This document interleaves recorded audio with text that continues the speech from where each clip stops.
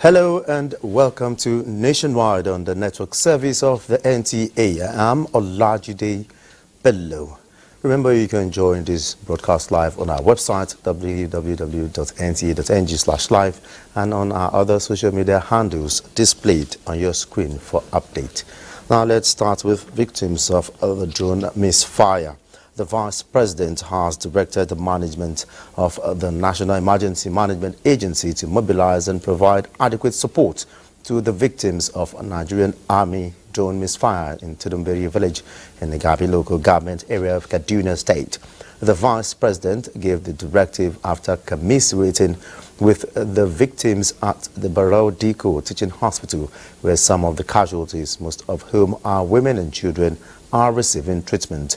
The Chief Medical Director, Dr. Shuaibu Musa, said the hospital from the occurrence of the incidents received 71 victims with different degrees of injuries. Some of the casualties have been referred to 44 Nigerian Army Reference Hospital in Kaduna. The federal government, through the National Emergency Management Agency, is working with other relevant stakeholders to treat casualties and ameliorate their situation. Now let's join Mohammed Haruna in Kaduna for more updates on the Vice President's visit to the victims of a drone misfire. Mohammed?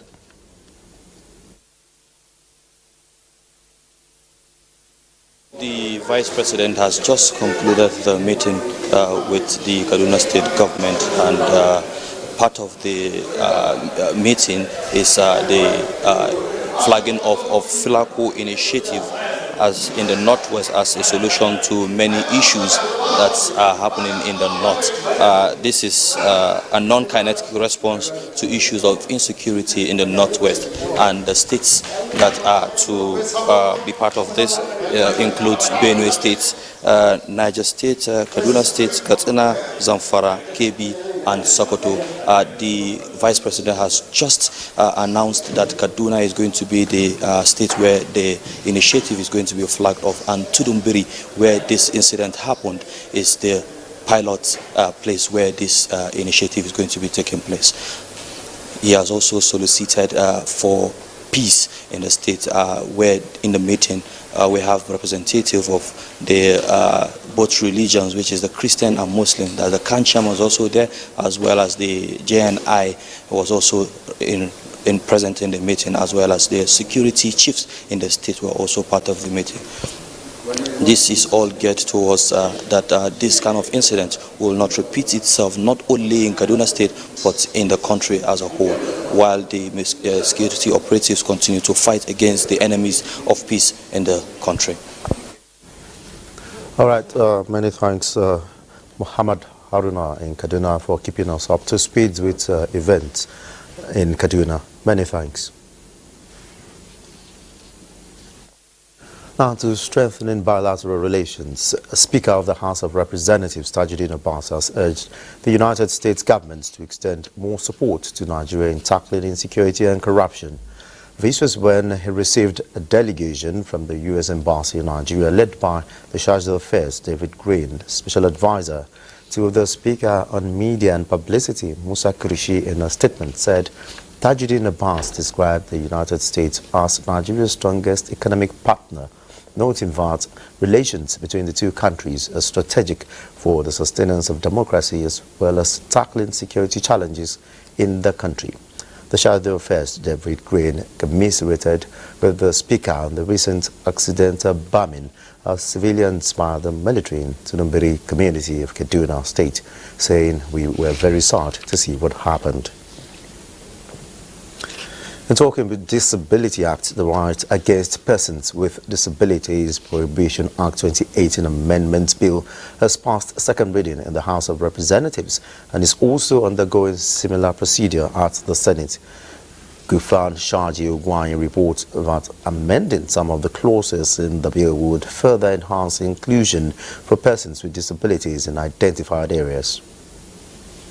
A big day as they celebrate the International Day for Persons with Disabilities. Top on the agenda is the push for quick amendment of the Disability Act, which seeks at least 5% employment opportunities for persons with disabilities in both the public and private sectors. The bill is talking about issuing disability certificates to persons with disability. That is discriminatory. We are going to look into regulations. Extending programs to northwest Nigeria, as well as providing empowerment programs for women with disabilities, are some of the issues on the table for the community of persons with disabilities. We are pleading with the very dynamic or common leadership we have at the National Assembly to please improve on the budget for the Commission. The symposium also saw the unveiling of awareness materials on disabilities, as well as the distribution of assistive devices to persons with disabilities. The Minister of Humanitarian Affairs and Poverty Alleviation, along with other disability advocates, made a tour of some of the craft exhibited by persons with disabilities. In Abuja, Gufan Shaji Ugwanyi, NTA News. On to budget defense, the Senate Committee on Interior is tasking the Interior Ministry to check the influx of illegal expatriates who are undermining the sovereignty of the nation and taking over jobs meant for the teeming youth in the country. This was during the budget defense by Minister of Interior and National Assembly correspondent Amina Saidu reports. The challenge of illegal immigration in Nigeria remains a source of concern. This is as a result of some borders becoming porous despite huge government spendings to secure such locations. The Chairman Senate Committee on Interior, Senate Adams Oshiomhole, charged the ministry to ensure that measures are put in place to sanitize the migration system. We also have inflow of certain persons from certain countries into Nigeria. It is either because they see what our young people and even the not so young can't see, or because we have internal barriers for our own people which do not affect these people of color that comes to Nigeria. But when I then see your revenue from expatriate quota, and in the manner you present it, it will appear as if you are very proud of it. But we need to know a few things before we celebrate it. Minister of Interior Olubimi Tunji-Ojo says the ministry is working hard towards overcoming challenges with innovations to meet up with global best practices. A lot of these people are not. And a lot of these people do not. We know some that we've arrested, some that we have deported, and of course we've taken actions on some. And that's why we pleaded with you. I pleaded specifically earlier that we need a bit of fund for monitoring and evaluation. Meanwhile, a policy expatriate employee network is underway to safeguard jobs meant for Nigerians. From the National Assembly, Amina Saidu, NTA News. The All Progressives Congress National Working Committee has announced the postponement of the APC Leaders Merit Award 2023 earlier slated to hold today. A statement from the chairman organizing committee, Dr. Tom Ohikere, says the decision is to allow for more consultations among party stakeholders, and a new date is expected to be announced later today. Any inconvenience is regretted. Some concerned political parties have expressed commitment to partner the federal government to strengthen Nigeria's democracy to ensure good governance is delivered to Nigerians. This was at a press conference in Abuja where the parties highlighted 7 areas of concern that they want the federal government to pay attention to. Kenneth Nanim reports that the group also resolved to send a blueprint of the recommendations to the federal government for implementation. The security situation in the country at the moment, conflicting court judgments and other recent developments in the judiciary, cutting down on borrowing in the budget, palliative distribution processes and strengthening of the naira, as well as reducing cost of governance are some of the areas the concerned political parties pointed to. So I appeal to the government as it is today to open the door. Let's have consultation with the local investors, see how we can start this again. It won't just be to criticize only, but we will also offer alternative solutions. Alternative solutions that we think as a body, the government should be doing to alleviate the problems of the people. So we are urging our senior judges in the country. They have passed some of the landmark judgments that can stand the test of time. But they should look at how they can save this democracy. The political parties also urged government to review the first subsidy removal and other economic policies in order to expose corrupt practices capable of taking the country back into the woods. Kenneth Nanim, NTA News. There is this saying that behind every successful man there is a woman. Perhaps this is what the Inspector General of Police has in mind when he said, and I quote, "Your role in providing stability, love, care and understanding to our officers cannot be quantified." This acknowledgement was to the members of the Police Officers' Wives Association at their 2023 convention in Abuja. Francis Pham will tell us more about it. It is a gathering of police officers' wives in Nigeria to celebrate their contributions to the police families and the force in general. This forum provides an opportunity for POA to further plan for improved welfare for members, police families, and the families of their fallen heroes. Today, let us pause to reflect on the depth of this sisterhood that has carried us through challenges and celebrated our triumph. Most at times, our husbands or your husbands are not nearby. They have gone far away to serve the nation. And for that reason, we appreciate you. Our commitment is one born out of a genuine love and respect we have for the police force. We intend to provide funding towards widows and families of the police officers' wives who have lost their lives in active duty. Inspector General of Police in a message applauded POA for their unwavering support and sacrifices. Your steadfastness enables our officers to carry out their duties with courage and dedication, knowing that they have a solid foundation of support to rely on in you. Minister of State Police Affairs and Chairman of Police Service Commission assured POA of their support and commitment to the association. Renewing the face of hope and sisterhood in POA, inspiring progress together is the theme for this year's convention. Francis Pham, NTA News. And to fight against drug abuse, operatives of the National Drug Law Enforcement Agency, NDLEA, have repelled bullets from armed hoodlums in community in Onwa West local government area of Edo State to prevent the anti-narcotic operatives from accessing the forest warehouses where psychoactive substances were stored for nationwide distribution. A statement by Director Media and Advocacy, Femi Babafemi, says following credible intelligence, NDLEA officers entered the Edo forest to destroy their warehouses containing about 6,000 kilograms of cannabis before they came under attack on Monday, which was repelled. Unfortunately, 3 officers were injured in the attack.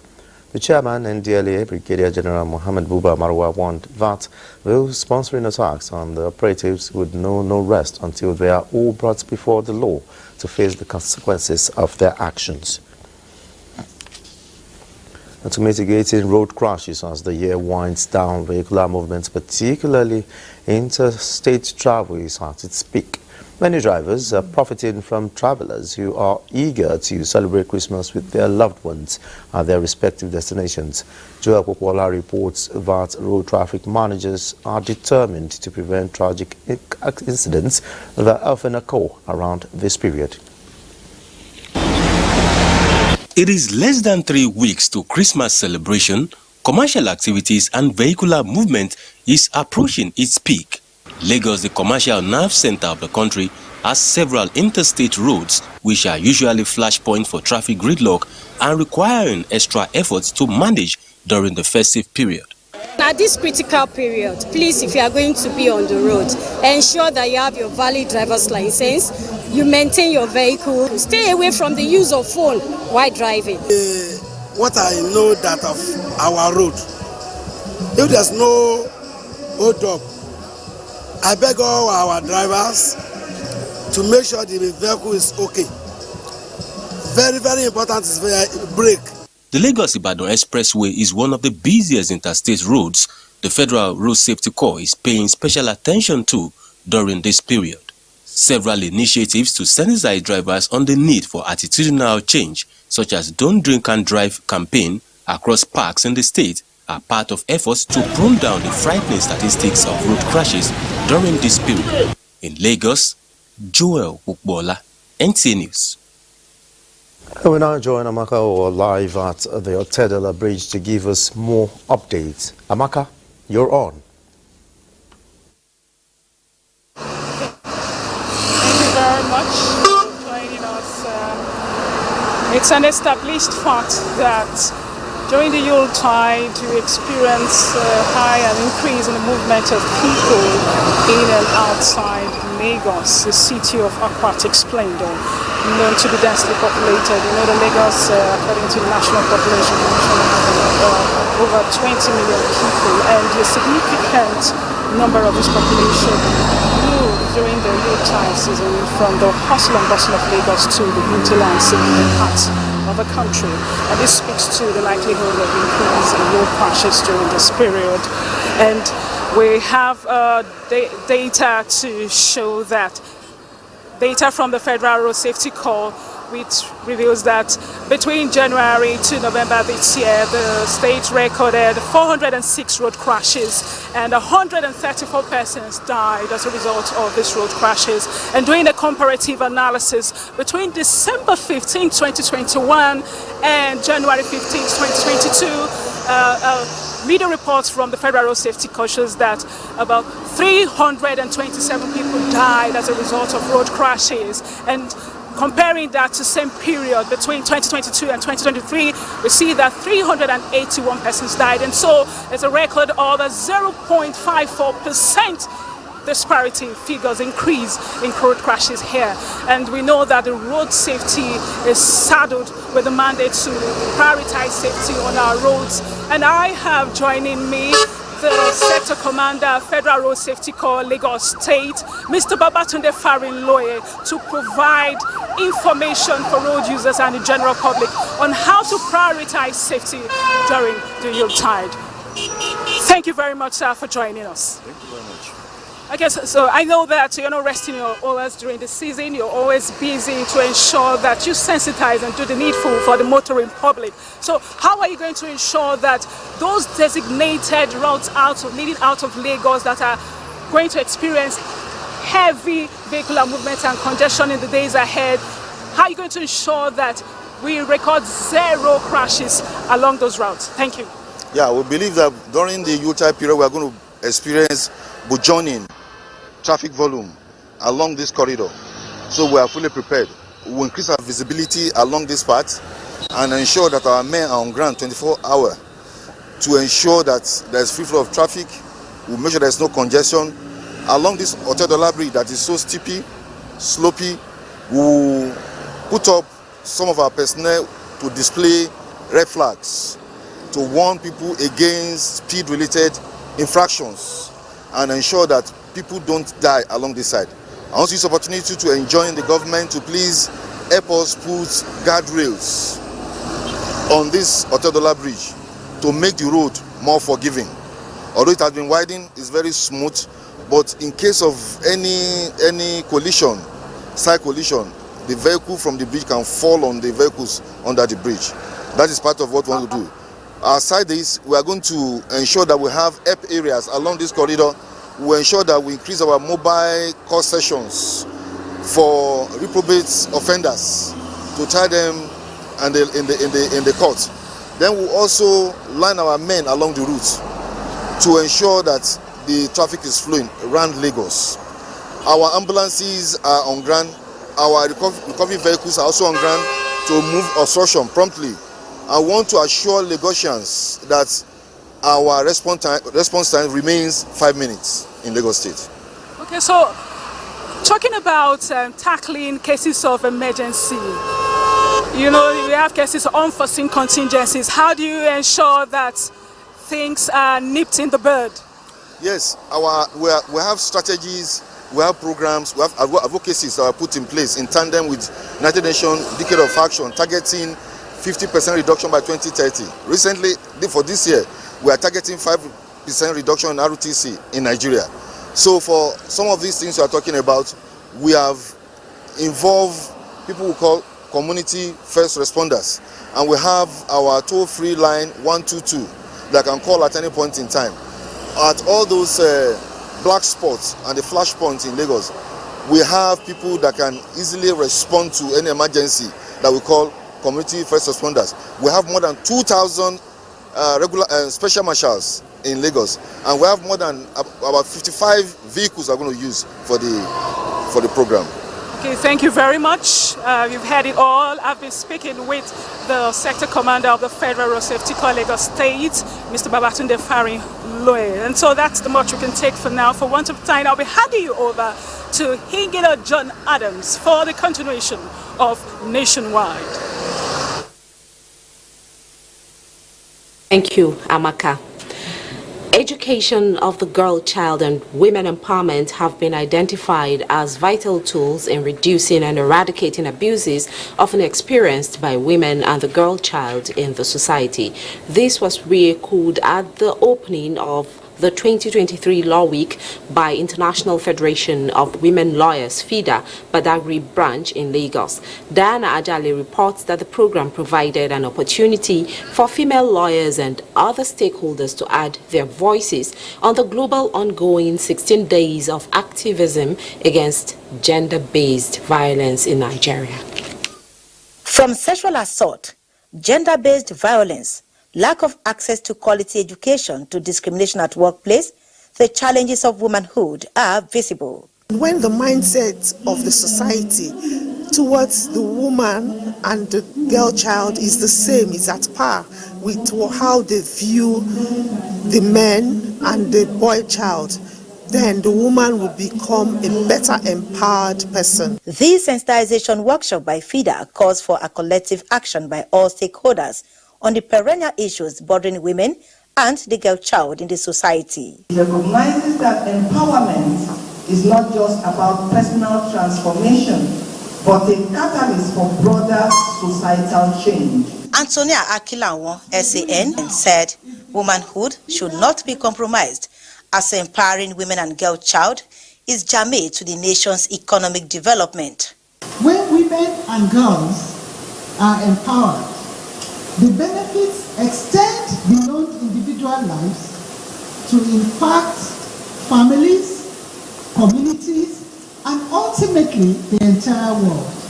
The program had a breakout session where panelists highlighted various measures capable of reducing the issue of rape, domestic violence, among others. Peer pressure from the dead on the living, which is the major factor, the number one factor impeding the empowerment of the woman or the girl child.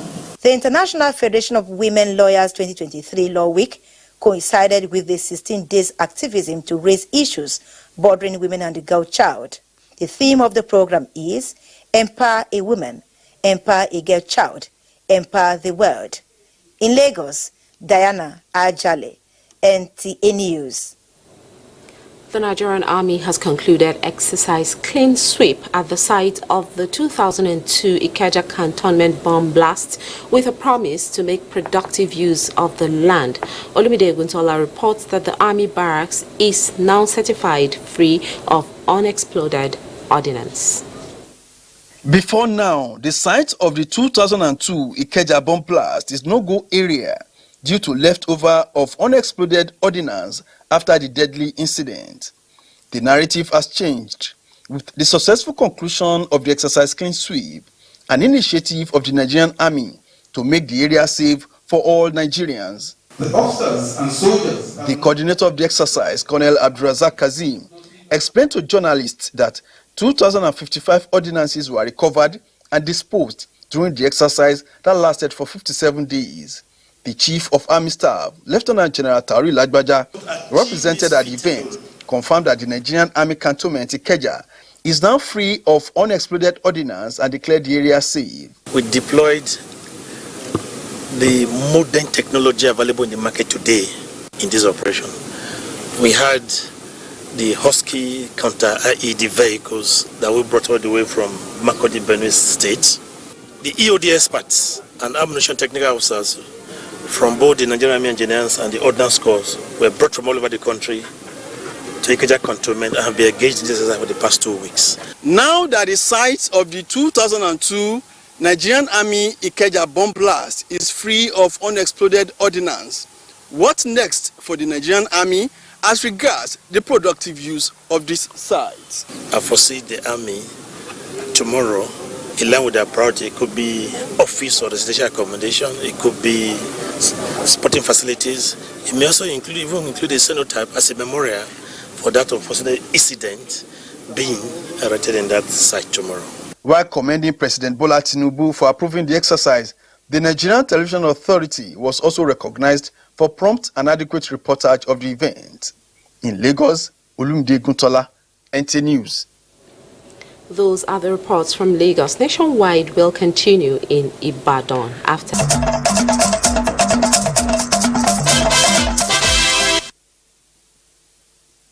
Come back to Abuja. We do apologize for not being able to link up with our Ibadan Network Center due to some technical issues. But in the course of the news, we might re-establish contact with them. Moving on. Arising from recent and savoury reports emanating from the social media on events in the country, the National Judicial Institute, NGI, is taking concrete steps to insulate the judiciary from being victims of negative and unverified news items. At a training in Abuja for journalists in the judicial sector, administrator of the NGI and experts in media practice enjoined participants to sustain the ethics of journalism profession by observing the principles of balance, impartiality and familiarity with the rules of the court. Furthermore, your role as judiciary correspondent is portraying the judiciary in good light, directly in fact upon public opinion and public confidence. You will agree with me that you must continuously be guided by the dictate and ethic of journalism. His lawsuit has said it all. We are judiciary reporters, and it is a fact that judiciary beat is the most dangerous one. A slight mistake in the use of word can rubbish judiciary. The capacity building workshop is also to ensure that the concept of substantial justice is seen to always be done to all parties in the justice system.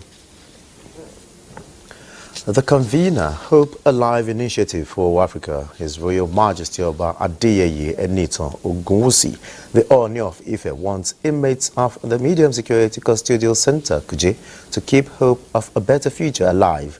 This was during a visit to the custodial center in commemoration of the monarch's 8th anniversary on the throne of his fathers. After seeing items produced by inmates, the Ooni also promised to support inmates' rehabilitation with a donation of equipment to enhance their vocational skills acquisition. On behalf of All for Life Initiative, we will buy more equipment for your shoemaking factory, for your poultry farming, for your leather factory, for your soap factory. I'm seeing lives being transformed even while being here. I see people who have visions, and the vision is actually coming into reality even while being. The royal father also secured the release of 5 inmates by paying their fines and imploring them to be of good character and not regard their incarceration as the end of life.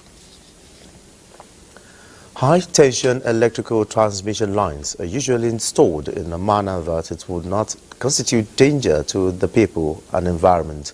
But this is no longer the situation, as many residential buildings in Birnin Kebbi have found their way close to those lines. Abdul Jalil Mohammed Bawa has more on this worrisome situation. High-tension electrical transmission lines are cables that transmit electricity from the national grid to a step-down station before it is distributed for local use. The 100 kV and above are considered to be the most dangerous of the transmission lines, which requires a distance of about 100 meters away from buildings and roads. The transmission lines carries a voltage of more than 1,500 megawatt of electricity, which is capable of burning anything it touches into ashes in the split of a second. A visit around part of Birnin Kebbi revealed that many structures have violated these lines, putting themselves and their properties at risk. High tension, if people understand, is not a gain building under it. You may think you are gaining a space or land, but you are putting yourself in danger. There's one time the cable caught. People that in that place, they witnessed a dangerous event happening in that place. Government have to help in this area so that we make sure that people didn't come closer to the high tension or build under it. Engineer Aminu Abdul Qadir is an electricity expert. Anytime you are buying a land or you want to erect any building close to the high tension line, you seek from the experts. What is the number of meters you're supposed to move away from this so-called 330, 132, 11 kVA, 33 kVA, 66 kVA. I tried to speak with the transmission company of Nigeria in Kebbi State, but to no avail. It's obvious from investigations that if nothing is done about curtailing the nefarious activities, disaster looms ahead. In Birnin Kebbi, Abdul Jalil Mohammed Bawa, NTA News. Now, residential buildings are rising by the day closer to high-tension electrical lines in many parts of Birnin Kebbi. Now, let's join Abdul Jalil Mohammed Bawa, who is standing by to tell us more about this situation. Abdul Jalil, if you can hear me, what other issues apart the ones you raised in your report do you think is responsible for this trend, and what are relevant authorities doing to curtail this trend?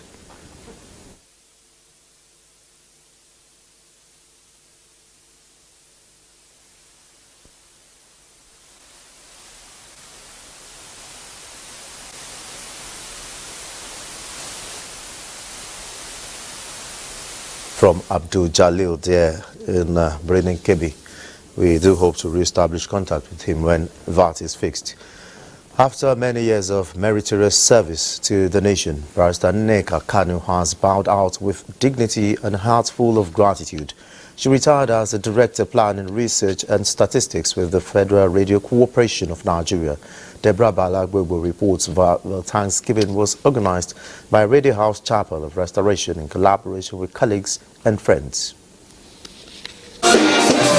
Described as a mentor and sincere friend to her fellow employees, and for someone who served the corporation meritoriously, it was all thanks, prayers and gratitude and joy that filled the atmosphere.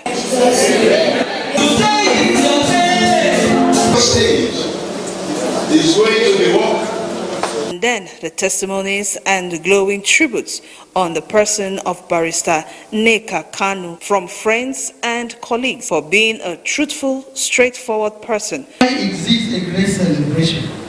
Many started this project. They didn't end it up. After 8 years as a director, I wish her well that she employs righteousness in what she does. For the celebrant, her joy knew no bounds. Well, to work hard, to fear God, above every other thing, fear God, and do your best. Retired but not tired, Barrister Ikeja Cantonment looks forward to another phase of life to make positive impact on humanity. Deborah Balagbobo, NTA News. Gender mainstreaming in policymaking and leadership positions was the major thrust of the International Women Power Conference in Awards 2023 in Abuja. The event was organized by Goodwill Ambassador Event Agency. Deborah Balagbobo again reports. The journey of dialogue, collaborating and celebration hinged on the theme, advancing the cause for women leadership, was the reason for the gathering. We are trying to make sure we have The International Women Power Conference and Awards 2023 is about sharing insights, stories of resilience, and to re-strategize towards breaking barriers that hinder women from reaching their full leadership potentials. We have the knowledge. If we have that knowledge, put us in that leadership role so that we can perform. Do exactly what we were created to do. But you can go in there. It's not about money sometimes, really. It's about who you are on the inside of you.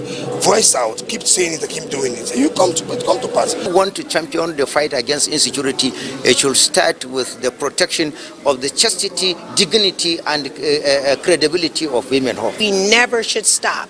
Never put our dreams or our ambitions aside. Never take second place. You know, if we have a dream or a goal, we need to fight for that dream or that goal. Award presentations to personalities including the Director General of the NTA, Abdul Hamid Dembos, formed part of the event. In Abuja, Deborah Balagobo, NTA News. And Abubakar is standing by with more stories from Maiduguri. Abubakar, it's over to you. A pleasure to see you, Olajide, and a warm welcome.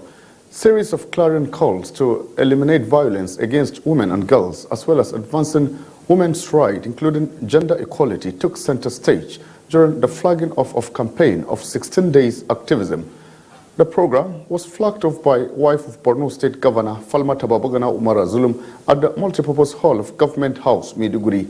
Zainab Adam reports that the theme for this year's 16 days activism is Unite, Invest to prevent violence against women and girls.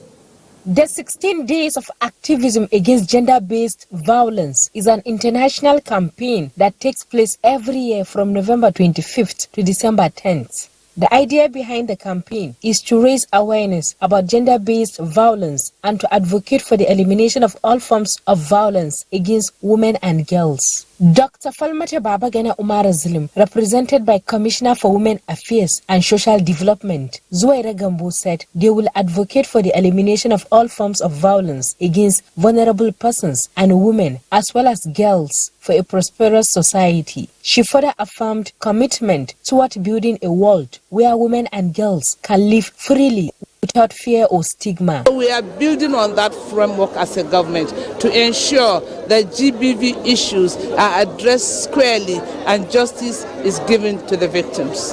Various advocates of GBV highlighted the need to amplify the voices of women and girls for sustainable peace and development. Women and girls knew their rights, and also they can have direct access to services, different services. They can be able to stand and then advocate for more girls. Even in our community is to create more awareness so that we can stop gender-based violence. Dances, drama and roundtable discussion, among other mind-blowing activities, featured during the program. In Maiduguri, Zainab Adam, NTA News.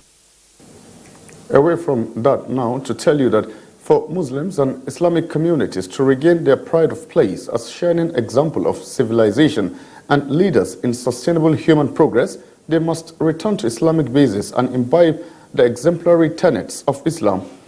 This is part of the submissions of scholars that graced the National Preaching and Prayer Session convened by the Jama'atu Izalatul Bid'ah wa Iqamatu Sunnah held in Maiduguri, the Borno State capital. Muhammad Guni was there for us.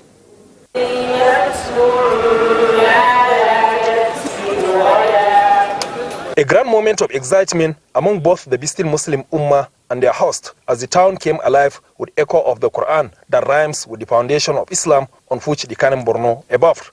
The congregation was particularly elated that this is the first time since the eruption of insurgency 13 years ago that Borno State is hosting the National Islamic Revival Program of the Izala Group with its national headquarters in Jos Plateau State. A roll call of preachers and speakers that climbed the podium with messages of unity in glorification of Allah and steadfastness in propagation of true teachings and practices of Islam include the national president of Izala Group, Sheikh Yahaya Jingir, Governor Bagana Umar Zulum, and the Sheikh of Borno, represented by Shetima Mohammed Pannami.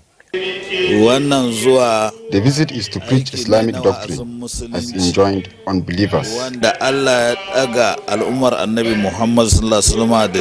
Governor Zulum is particularly elated that this convergence of Nigerians on Maiduguri is the highest testament to return of lasting peace after years of deadly experiences.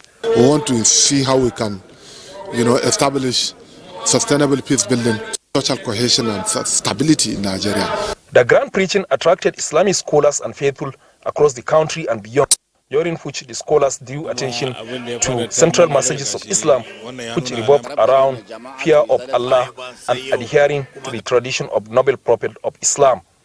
In Maiduguri, Muhammad Goni, NTA News. You're on and White on the Nigerian Television Authority.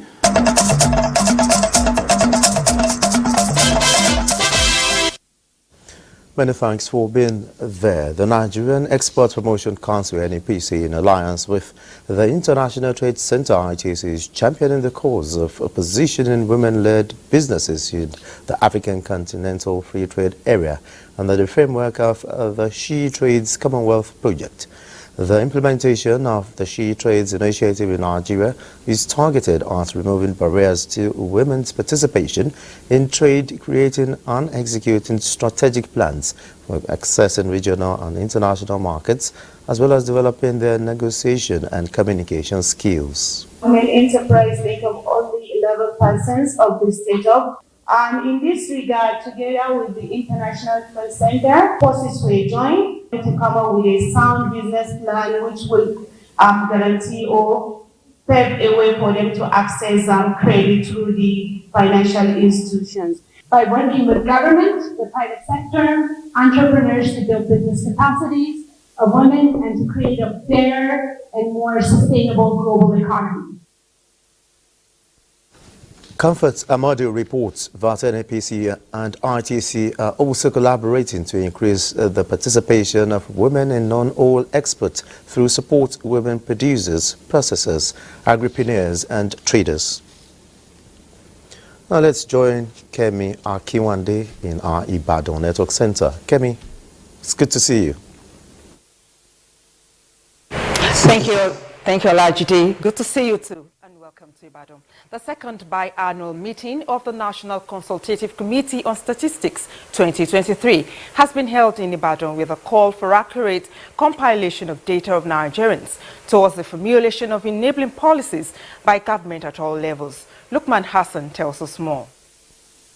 Statistician General of the Federation, Adeyemi Adeniro, said the National Bureau of Statistics is working on exploring innovative approaches to make data not only accessible but also understandable to a wider audience, which involves investing in user-friendly platforms, visualizations and communication strategies that bridge the gap between data and its real-world impact. While speaking on the importance of data, the statistician disclosed that his office is working to ensure proper interface between data collation and policy formulators so that data is not only collected and analyzed but also disseminated effectively to empower decision makers at all levels of government. We as the custodian of official data strive at all time to ensure that we get accurate, timely and reliable data for government.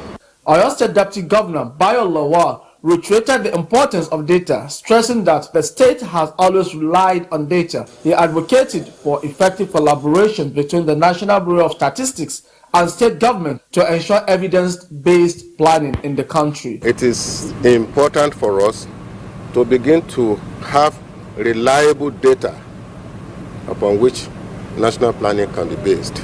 The consultative committee meeting, which had in attendance state statisticians from across the country, is expected to develop a new national strategic database. In Ibadan, Lukman Hassan, NTA News. And that's it from Ibadan. Olajide, it's back to you.